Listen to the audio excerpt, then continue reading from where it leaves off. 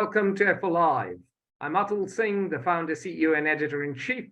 Today, we are going to make sense of the most recent Turkish elections. With me are three people, three old friends, good friends, who have been with Fair Observer for a while as authors, as commentators, and as readers.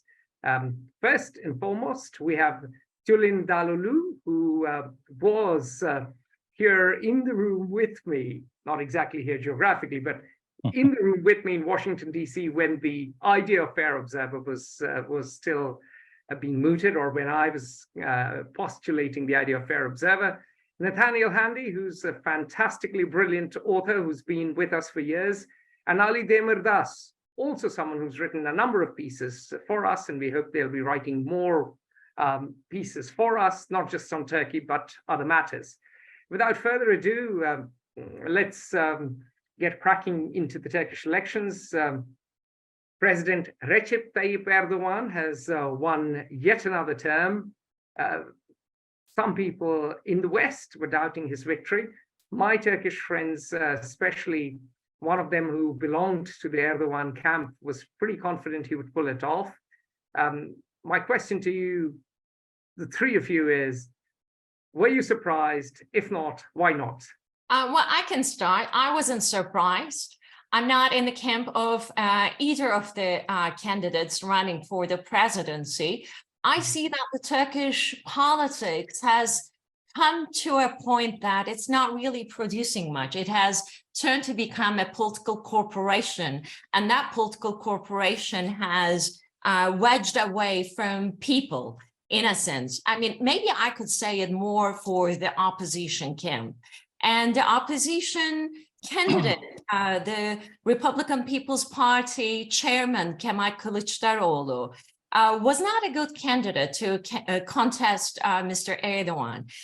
Despite 21 long years of his presidency, he's still upbeat. He has his constituency, he has his own persona, and this persona is really very important for his constituency.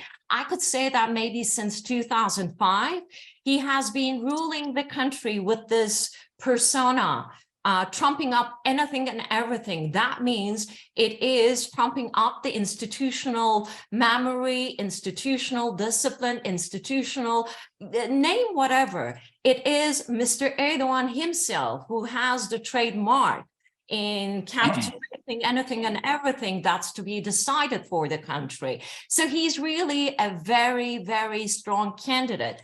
And the opposition came against him, saying that their candidate is more to, bring people together instead of dividing them, and that the opposition candidate has a point of bringing the country back to the parliamentary system, and that the opposition, candidate has a point of putting the rules-based order back to track again.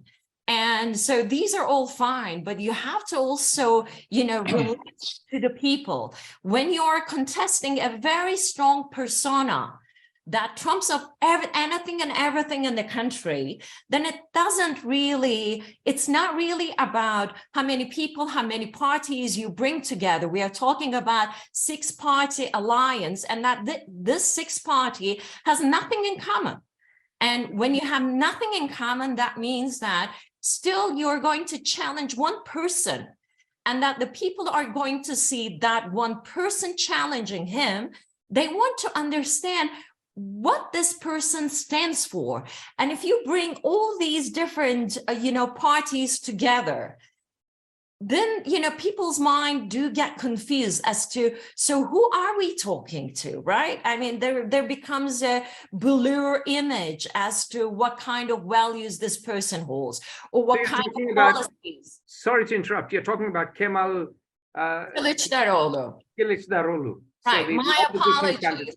Now, if you talk about, domestic politics, we, really do get hyped up. But yes, I'm talking about the nation alliance presidential candidate, Kemal Kılıçdaroğlu.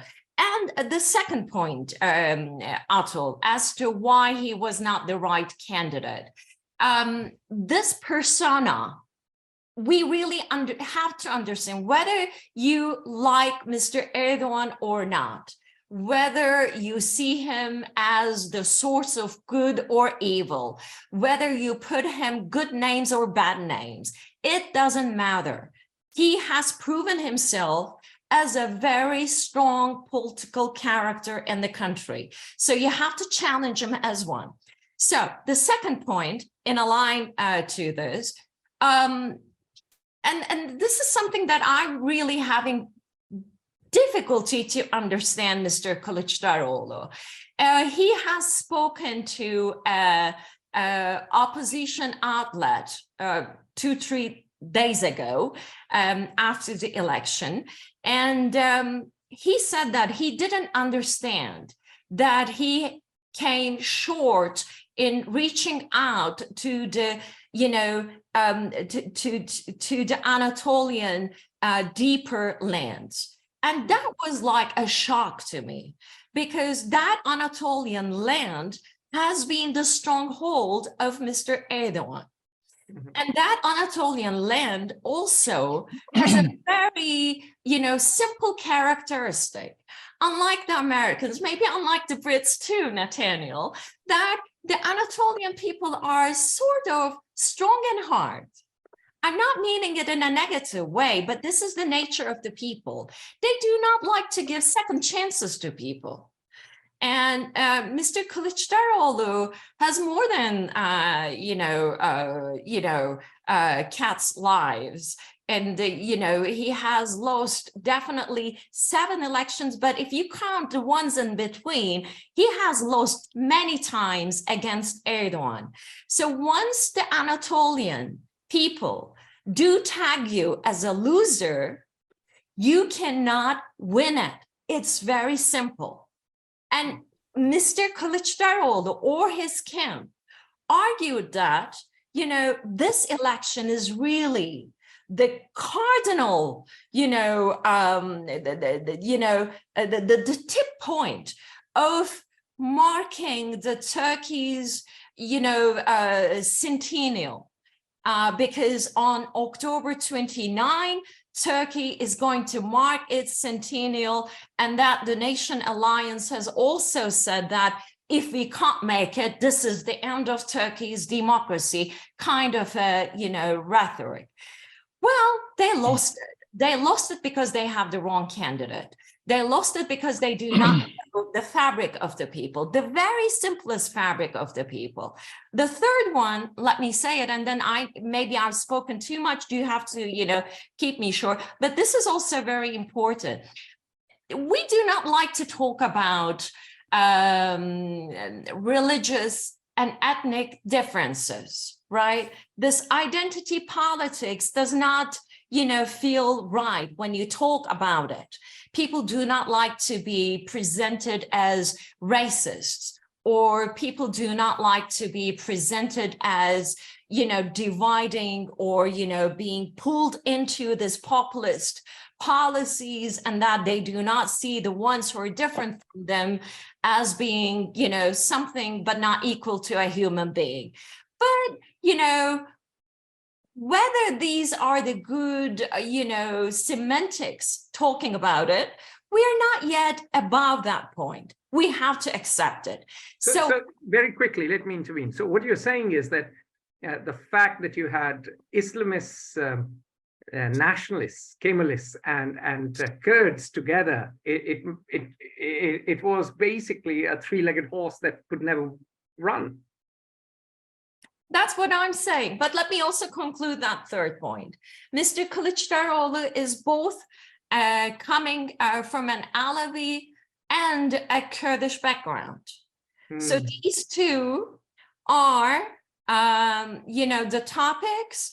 Let me try to be very careful, because when you get into the identity politics or talking about identity politics, and if people do happen to listen to you with some sensitivities, you can never stand tall against that kind of criticism. But in this election, This isn't about because Kılıçdaroğlu was coming from an Alevi and a Kurdish background that he lost. He lost because he didn't understand the Anatolian, mentality. If you're a loser, many times you can't, claim the victory. You can't be the savior. It is that simple. So, but if you like to argue about,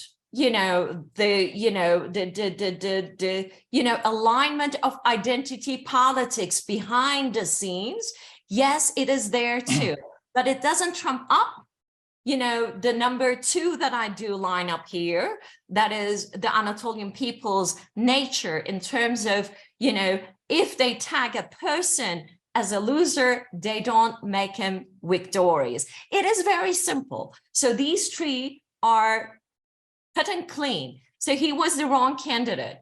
And I thought that this was in the coming, but what I didn't expect, Atul, and what really shocked me was the afterword of the election. Mr. Kılıçdaroğlu claimed that he was running on the humanitarian, or he is for, bringing forgiveness to the population who have been divided by the populist policies.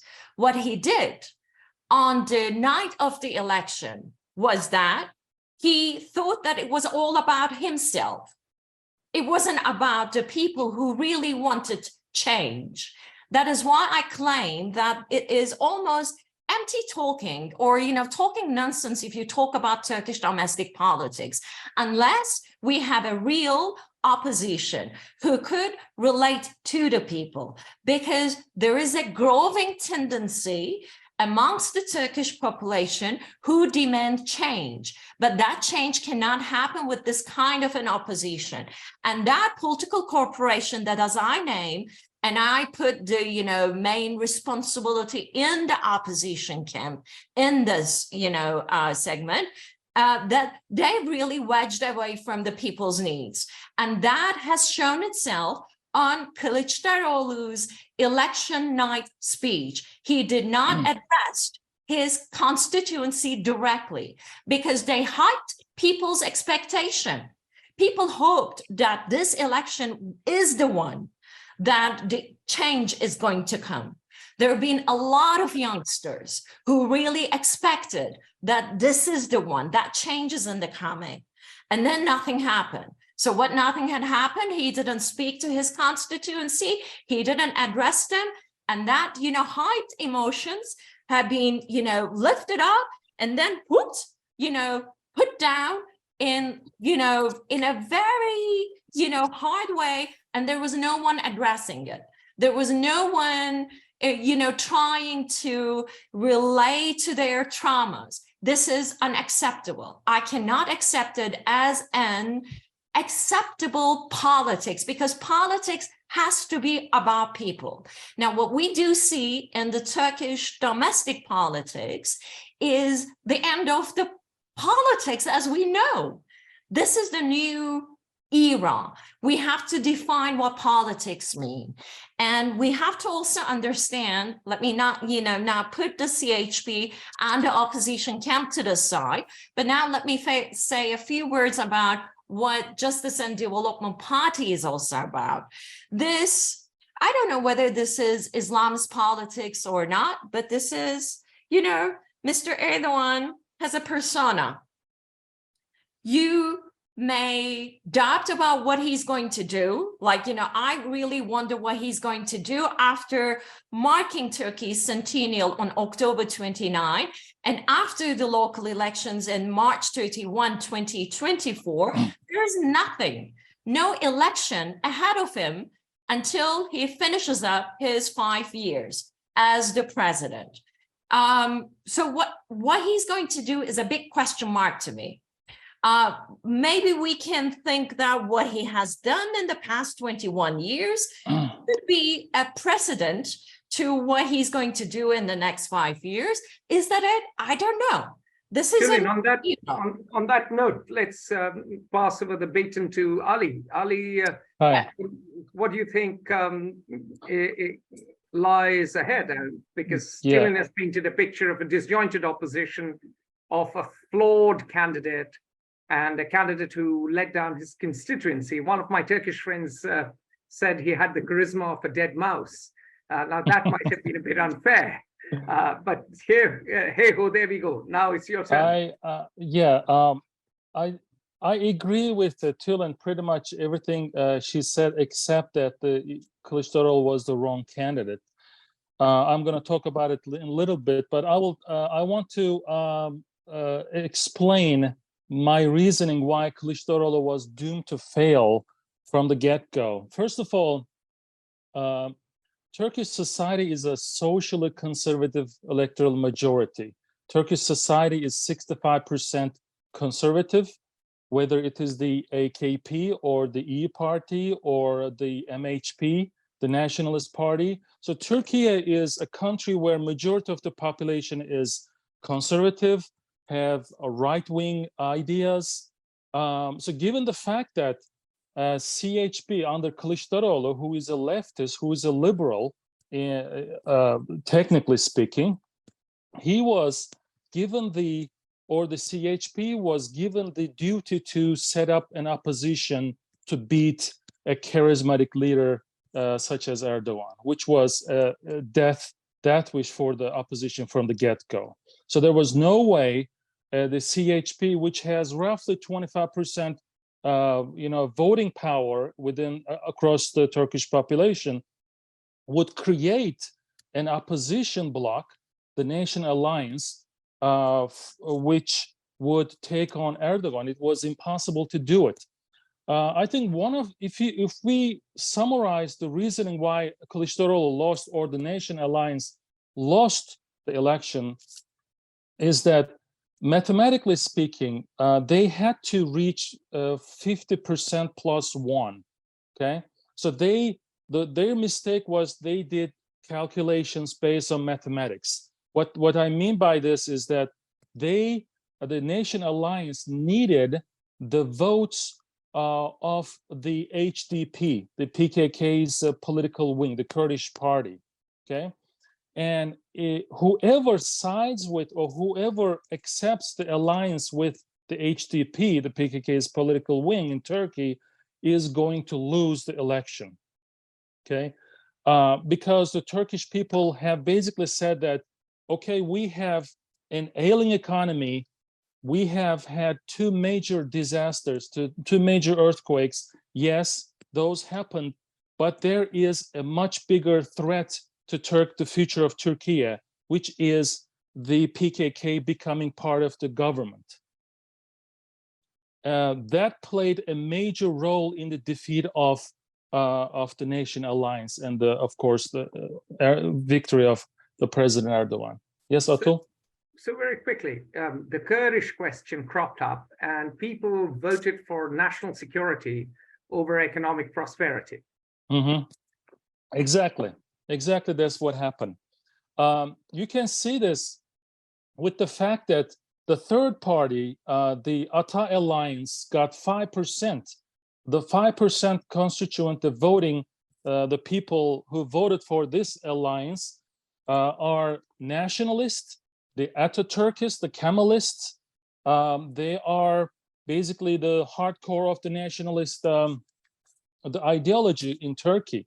So Kılıçdaroğlu was doomed from the beginning because he had to strike a de facto alliance with the HDP, with the PKK's political wing in Turkey. There are other things. Explain to our global audience what is the PKK and why is it so emotive in Turkish politics?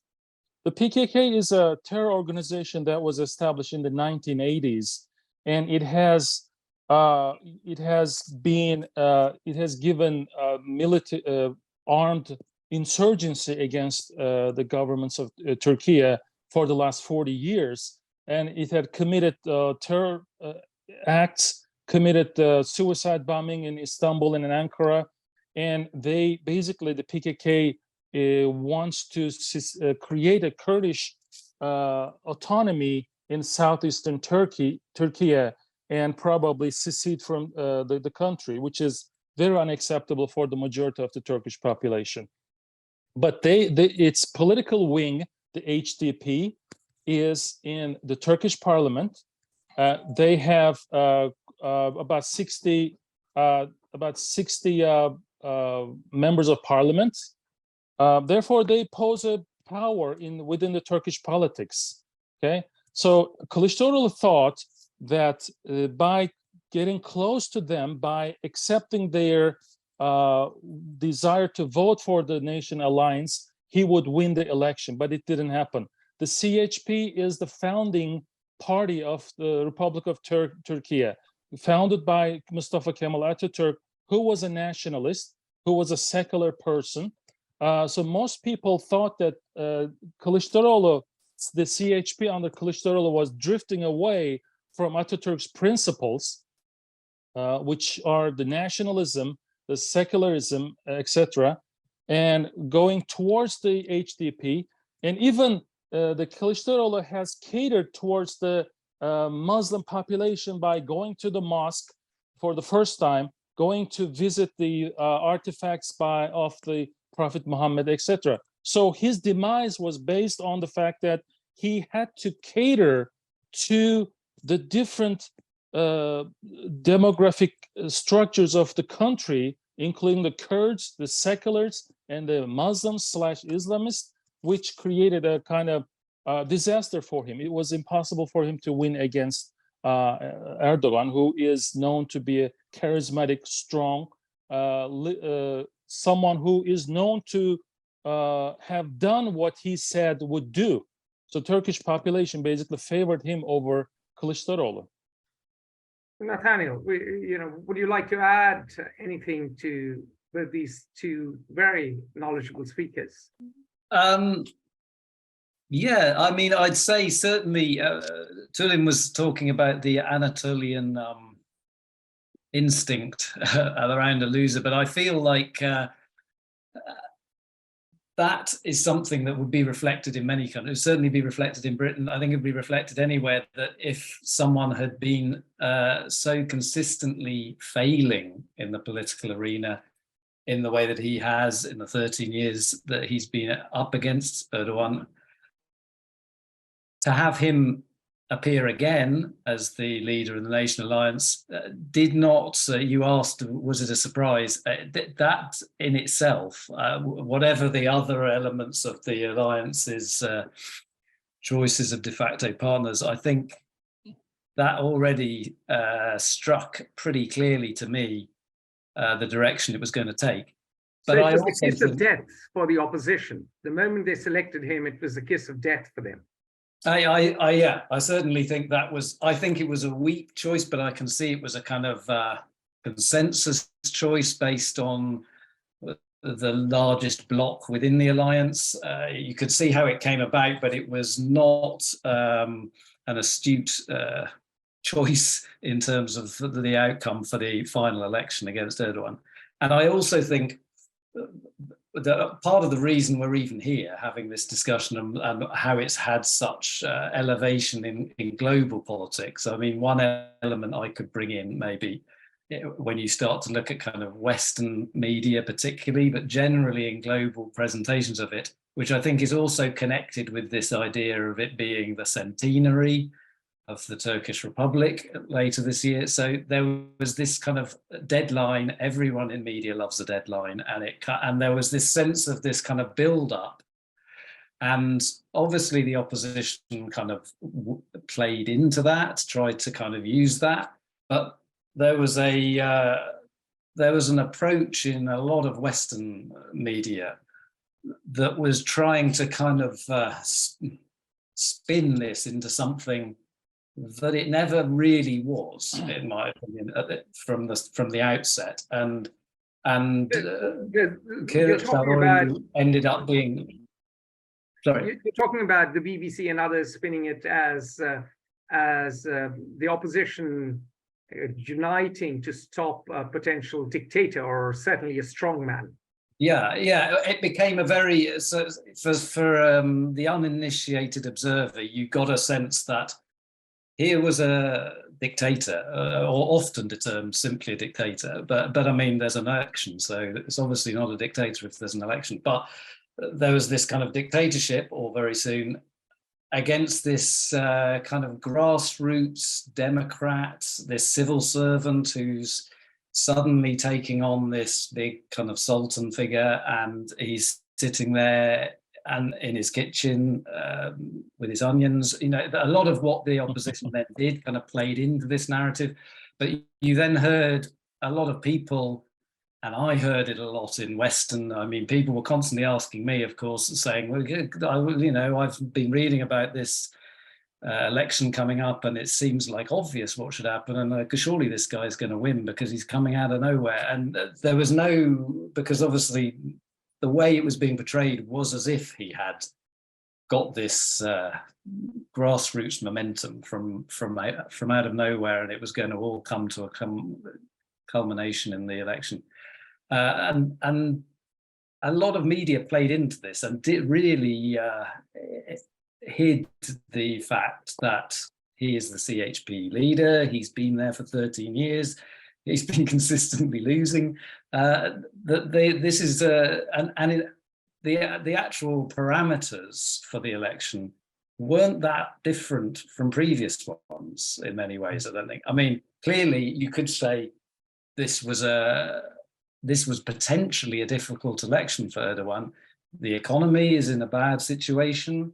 There were many question marks over the response to the earthquake.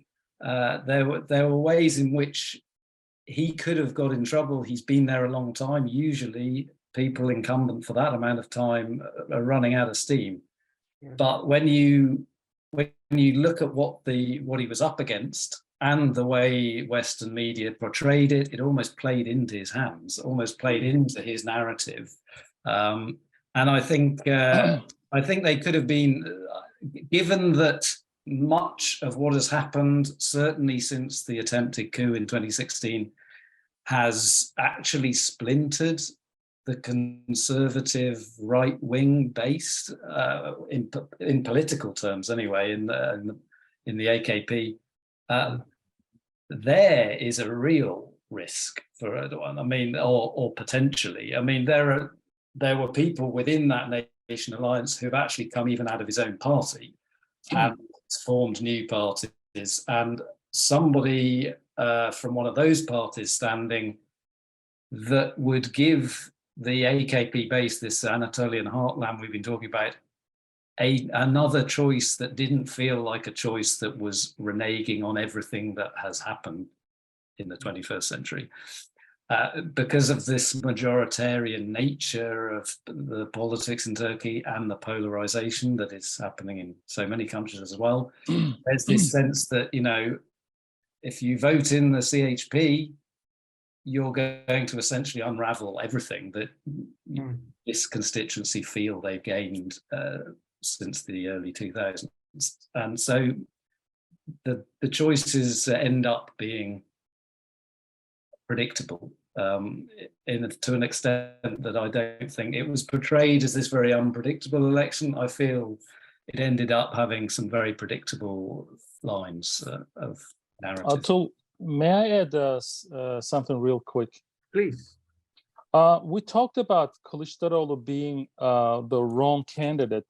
So the question would be, the current mayor of Istanbul is said to have been the best option for the opposition instead of Kılıçdaroğlu. So my question would be, if İmamoğlu, the current mayor, would have been basically presented as a candidate of the Nation Alliance to oppose Mr. Erdoğan, what would he have done differently from what Kılıçdaroğlu did? My answer, my personal answer would be none. Nothing, not much different. Okay. Yes, Kılıçdaroğlu lacked charisma. Yes, İmamoğlu is young. Yes, İmamoğlu has some sort of charisma, but I don't think these elements did play a role in the outcome of the election. Still, İmamoğlu would have still been, would have felt compelled to approach or appeal to the HDP because of the mathematical calculations to garner the votes from the HDP, from the Kurds. We have seen this, we saw this in his appeal to the Demirtas, the jailed former leader of the HDP. He kept sending his messages, sending his good, basically, wails to Demirtas, even when he was running as the vice president candidate for Kılıçdaroğlu. So it makes me think that even if İmamoğlu, who had been seen as the best option for the opposition, if he had been running against Mr. Erdoğan, he would have still done the same things Kılıçdaroğlu did, and the outcome would still have been the same. So this is what I'm thinking about, the candidate option here. Brilliant. So you take a different position. You say that regardless of who was the candidate, the chasms within Turkish society Exactly are so great, and the opposition is so fragmented that it was impossible to cobble together a winning coalition. So right. Without the HDP votes, the Nation Alliance couldn't have gathered 47% of the votes. And now today, with the HDP, they cannot cross 50%. So they are exactly. Without the HDP, the Nation Alliance would have stayed around 40%. So today, the HDP members said that they may present a mayoral candidate for the upcoming mayoral elections in Istanbul and in Ankara, which makes me think that the opposition is fragmenting monumentally, and we are going to see a major defeat of the CHP and the Nation Alliance in the upcoming mayoral elections. All right. Nathaniel? Yeah, I was just going to say, precisely why that wasn't going to work, because as soon as you sorry, I've forgotten. Go back. All right. So moving on to the next point.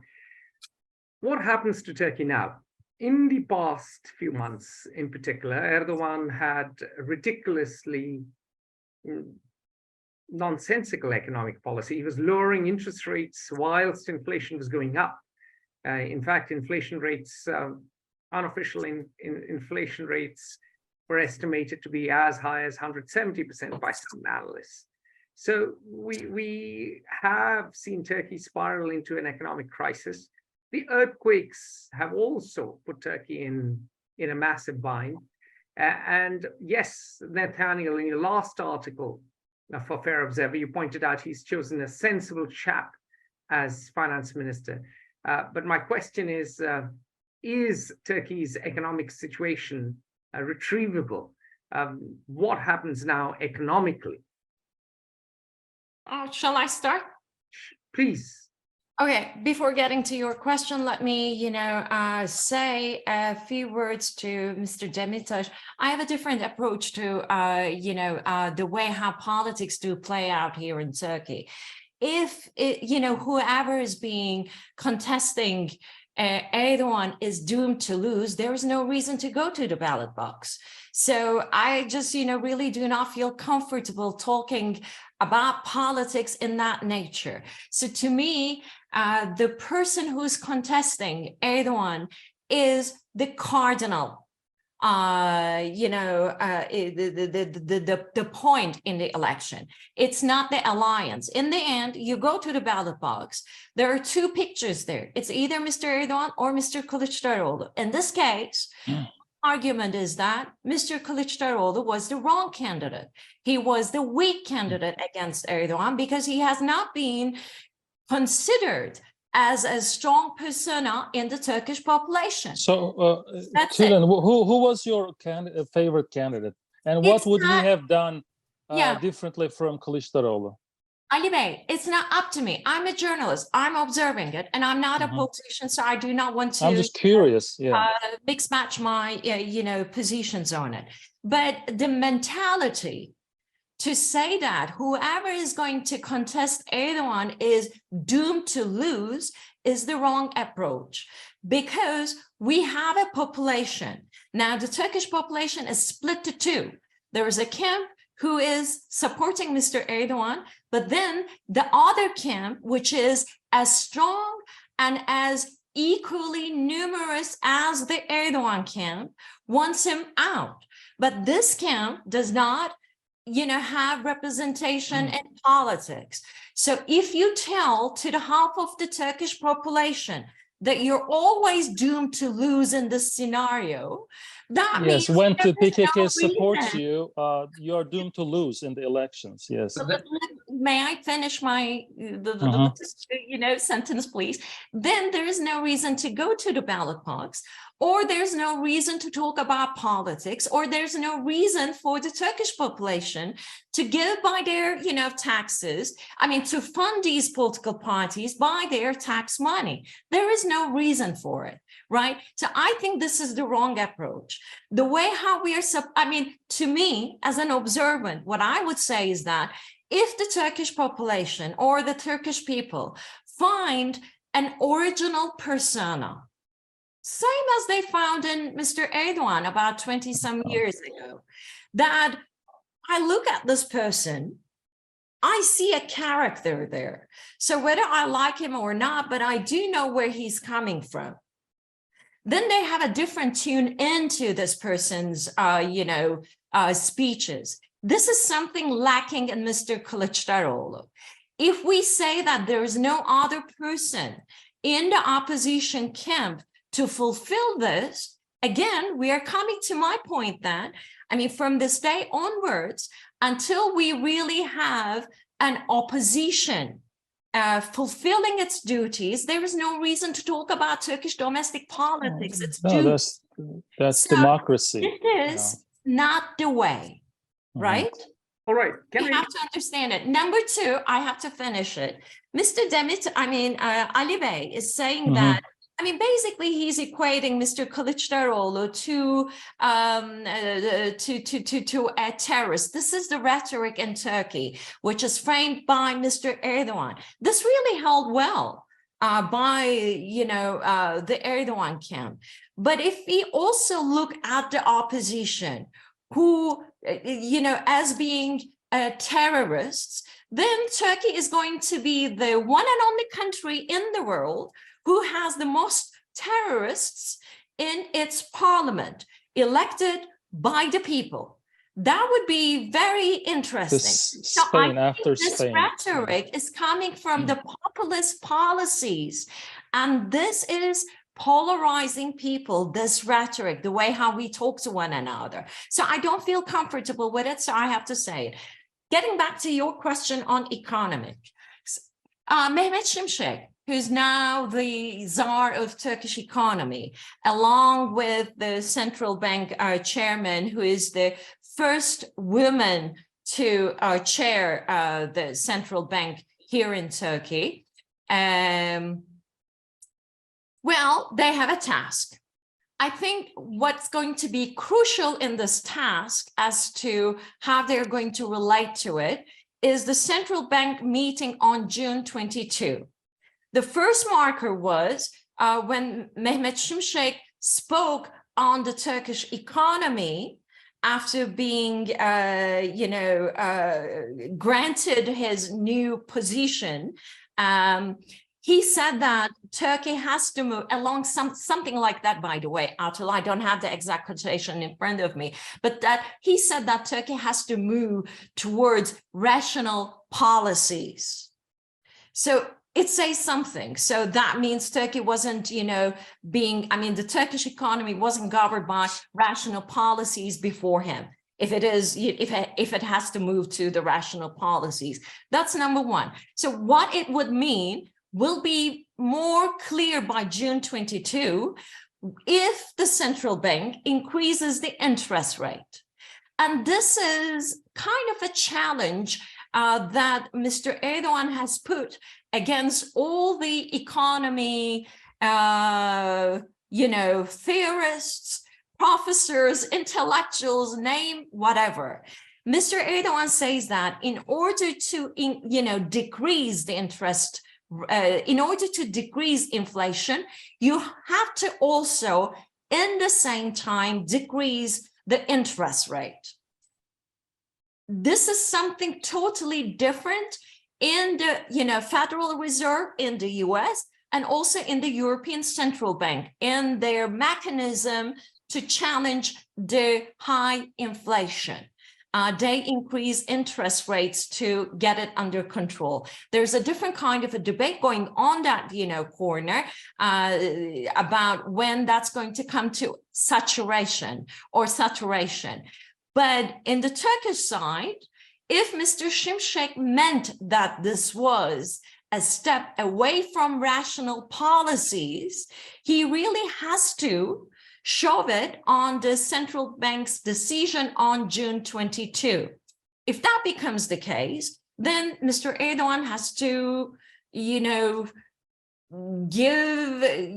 it's not going to happen in the Turkish, domestic political platform, because no one is being put to accountability, here for many years.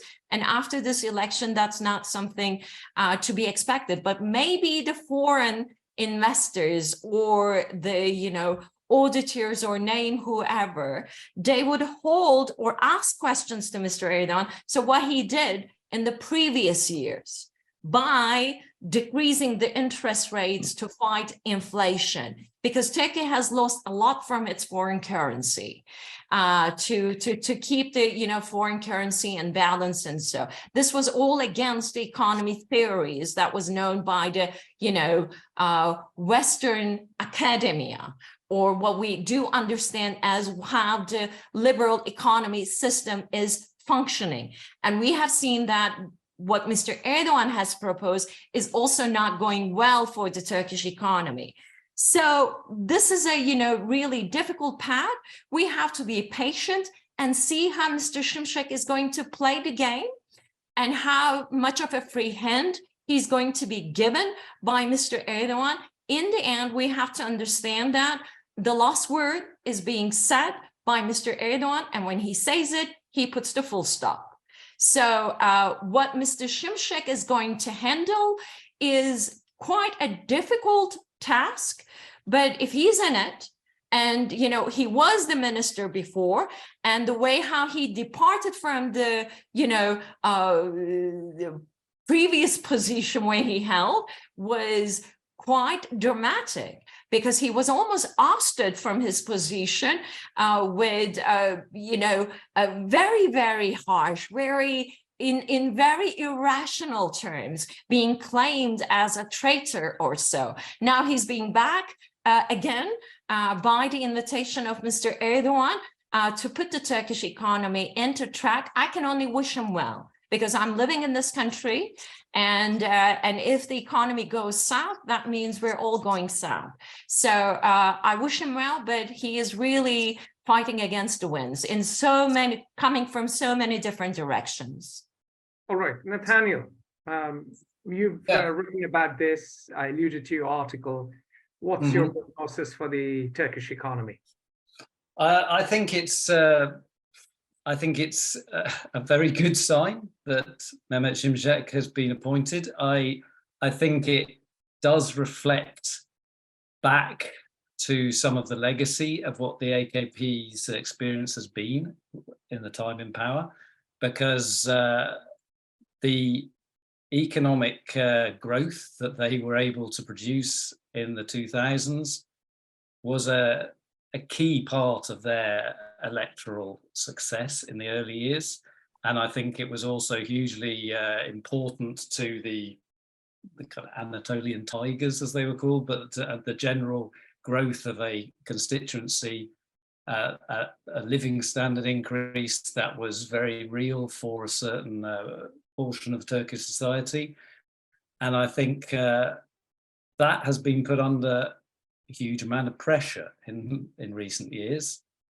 As Tula's just been saying, much of that can be laid at the president's door. And I think that has been, it's been interesting. We've just been hearing about this very strong sense of polarization in the politics of Turkey. I think that ultimately, as Ali was saying, there has been a consistent conservative majority at the ballot box. I think that where you can see risks for Erdoğan or his AKP party is in this economic situation deteriorating even further. That could start to actually ultimately cut into their voter support. And if someone came through with a socially conservative message, with a message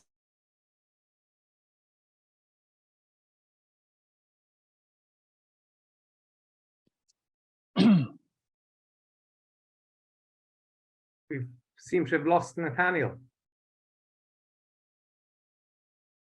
Okay. Well, we'll carry on because we have 14 minutes left. Let's move on to two things. One is Turkey's foreign policy. Turkey seems to be importing Russian oil, discounted Russian oil. Turkey is also supplying drones to Ukraine. Is Turkey playing both sides? And can Turkey be the broker for peace in the Russia-Ukraine war? Ali. Yes. You know, when we try to understand the Turkish foreign policy, we need to understand that Turkey as a country, geographically speaking, from a geopolitical perspective, is located in a very bad location. Okay, Turkey is Syria, Iraq, Iran, Georgia, which had been invaded by Russia, the Ukraine on the north, and of course the Eastern Mediterranean. So we need to understand that Turkey behaves differently in its political foreign policy, different from, let's say, Denmark or Sweden or France. Sweden, we're a country which Turkey is keeping out of NATO. Yes. So when we look at the Turkish foreign policy in the last 20 years, so to speak, Turkey, especially in the last 5 to 6 years, Turkey wants to create a zone of influence in Africa, in North Africa, in the Middle East, in the Caucasus, and in the Balkans. This zone of influence includes political influence, social as well as economic influence. And I am actually currently writing an article titled "The Erdoğan Doctrine." So basically, I am trying to lay out the future of the Turkish foreign policy. By that, I mean Turkey is going to continue to exert its influence in Africa, continue to exert its influence in the Balkans. When we look at Mr. Erdoğan's inauguration ceremony, the leaders who came to the inauguration, we see that the leaders from Africa, especially North and Central Africa, the leaders from the Balkans, the Caucasus, and the Middle East. So it tells us that Turkey is going to continue to create this zone of influence to protect its interests, political interests, economic interests, and social interests. So we are going to see Ottoman Empire Part 2? Honestly, I have been writing about Turkish foreign policy for more than a decade now. And as far as I see, the only viable solution to bring peace to the region is to bring back the Ottoman Empire to some extent. I'm not saying, let's say, Syria or Lebanon should be included in the geographical definition of Turkey, but in a sense that Turkey needs to, or has been creating in a formation that is similar to the European Union. When we look at the Central Asia, Turkey has been spearheading the creation of the Turkic Union, right? And in the Balkans, in Kosovo, in Macedonia, in the Bosnia, even in Serbia, Turkey has been very influential, creating a zone of influence to create peace.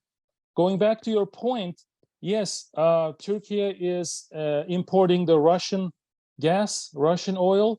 So does France. So does the British. Today, I read an article that the British, the French, and the Japanese companies, including Total and the BP, the British Petroleum, they stayed in Russia, and they have made $15 billion profit by staying in Russia. So it doesn't make sense for Turkey to sanction Russia, because the Turkish economy, the energy import, Turkey's energy import solely depends on Russia.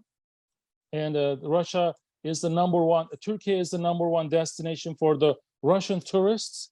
A lot of Russian tourists come to Turkey, bring foreign currency. Yes, Turkey also supports the Ukrainian side, because there has to be a balance between the two. If Russia has become too strong or too influential, it is equally bad for Turkey.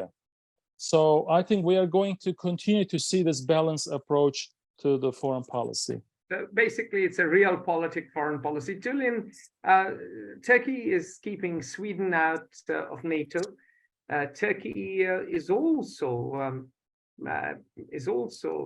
having some problems with its relations with Israel, which historically, when the Kemalist regime was there, were very, very close. And Turkey has run into problems with the US. It's withdrawn from the F-35 program. It had problems with getting F-16s because it bought Russian S-400 missiles. So paint us a picture of Turkey's foreign relations with Sweden, Israel, and the US. Well, it's very complicated, isn't it, Atul? Well, to begin with, it's a success for Mr. Erdoğan to receive congratulatory calls from both from the Russian President Vladimir Putin and the Ukrainian President Volodymyr Zelensky. I mean, as a foreign policy reading, we have to, underline that it is really a success. And it shows what it means to be a country in the region. Both Ukraine and Russia is Turkey's neighbors. So Turkey has to be very careful in terms of maneuvering these challenges along its borders. So that's a good sign to a certain extent. Your question about whether Turkey fulfills the sanctions or not, Turkey is not a full member to the European Union. So maybe the Europeans should be upset about why not to accept Turkey as a full member years way back ago, decades ago. Maybe that's the case. I mean, it's a cynical comment, but right now there is no reason for it, because there are also other challenges that Turkey is facing.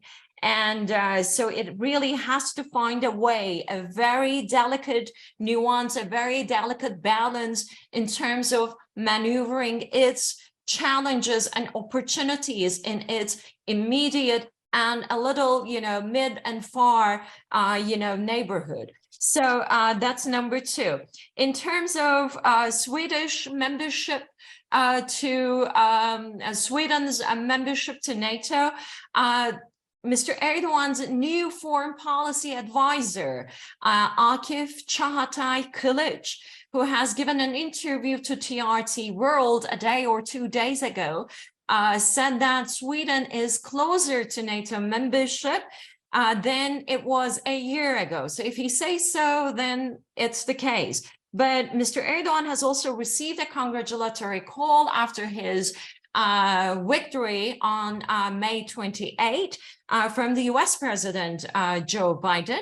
And in that telephonic conversation, what has been relayed to the media is that Mr. Biden said that, basically it was the American side who equated NATO's, Sweden's NATO membership to the to the approval of Turkey's request from the US Congress on the F-16s. So if there becomes such an equation, it's also up to the US administration to handle the US Congress, because Mr. Erdoğan will not be able to do it in this short time frame up to July 11 and 12 NATO summit in Vilnius.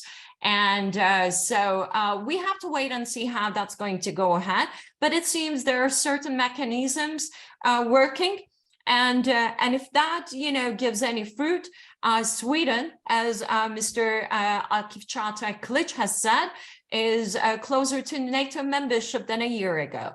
And on the other, points, Turkey's relationship with the US or Turkey's relationship with the West in general, that's a good question, Atul.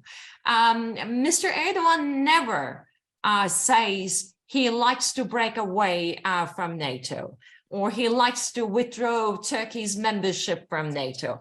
Although he has, from time to time, made some stretches as to, proposing to become a member to the Shanghai, organization, but it just, came and passed by.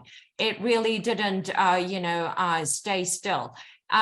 But Turkey also has to be in a position that it should not, push the Shanghai Economic Corporation, away from it. So it has to find a way to balance all these, indifferent and entangling international organizations, and have to find a way to make sure where it stays and how it could find ways to to find and serve to its own interests, because China is coming to Turkey's doors. I mean, Iran is going to be the full member in the next Shanghai organization's summit, which is also in the beginning of July.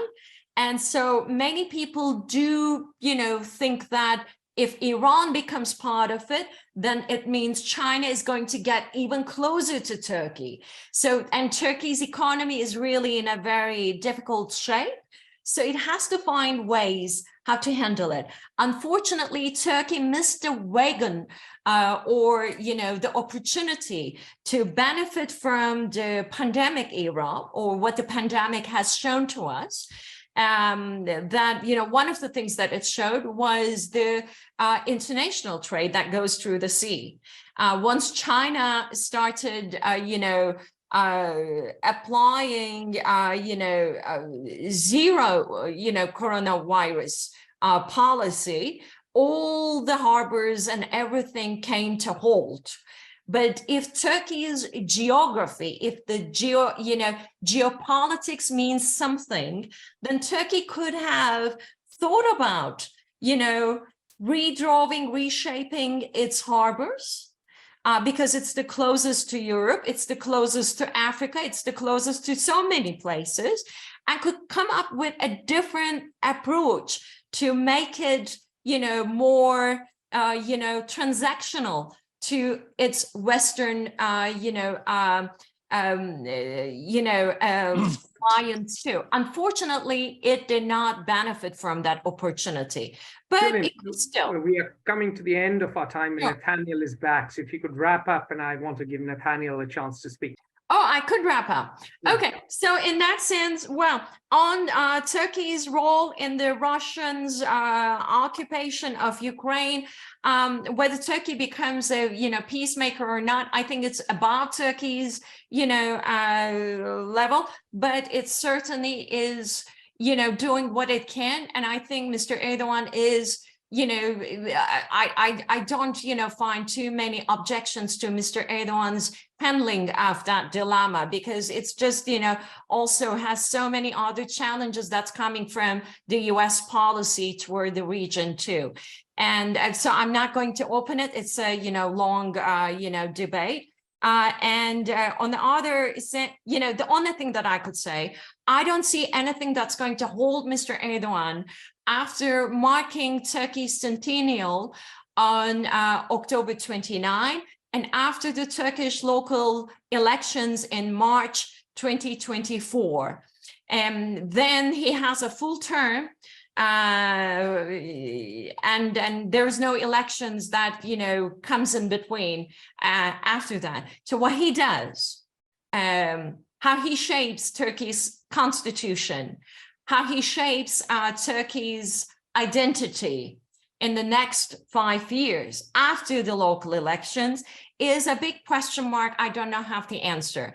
And that's going to have a direct impact on Turkey's foreign policy and Turkey's relationship with the US, with NATO, with European Union, name whatever. And I have no answer to it from today.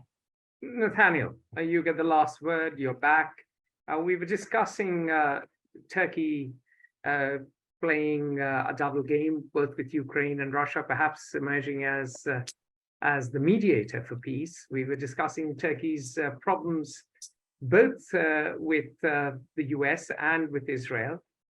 What lies ahead in terms of foreign policy under Recep Tayyip Erdoğan? Yeah, I think you're going to see a consolidation now of the policy that he has been keeping for the last several years. I think there's been this move towards some sort of non-aligned position, a move towards the transactional politics, whereby there is this balancing of the opportunities coming from different parts. So I certainly don't see any retreat away from NATO, and I don't see that there's a. I would actually suspect that there may even be some move closer to the Europeans, certainly in terms of the economic side, because that is of huge importance to Turkey, and I think that's not going to be something you're going to see any great splits on. But I think he will maintain this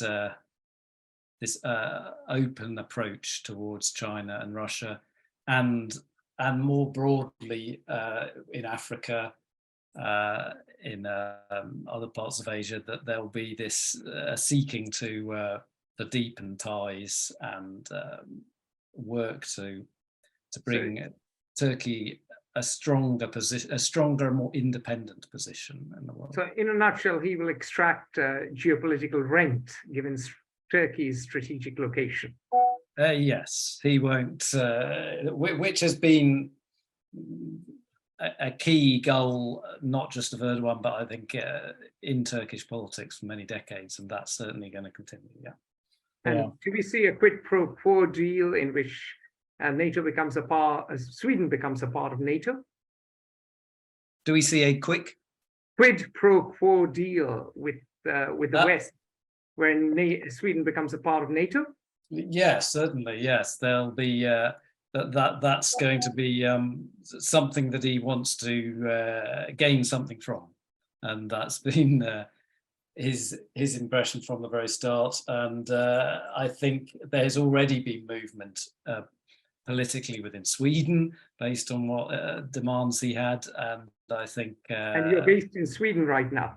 Indeed. So yeah, I think that has already come to the point where there is mutual acceptance that there has been a move.